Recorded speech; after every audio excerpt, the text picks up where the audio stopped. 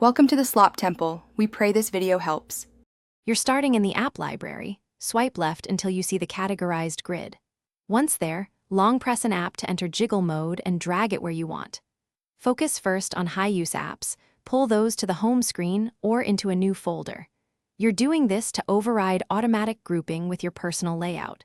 Make sure to use the search bar for hard-to-find apps, then place them in logical spots so the next steps are faster.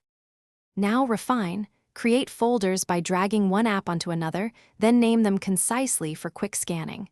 You can open a folder and drag apps to reorder by priority. Place top apps first. If you want a flatter layout, keep only 1 or 2 pages and store the rest in the app library.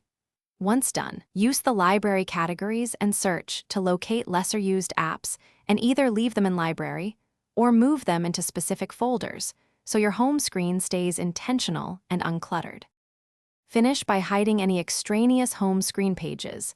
Enter jiggle mode, tap the dots, and uncheck pages you want hidden so the app library is your backup. Make sure to test access to the apps you moved. If an app seems missing, search the App Store or settings to re-download or check restrictions. If things still act oddly, restart your iPhone, and as a last resort use, reset home screen layout to recover a predictable starting point. You'll preserve data while restoring layout defaults. Thanks for watching. Consider subscribing if we helped you.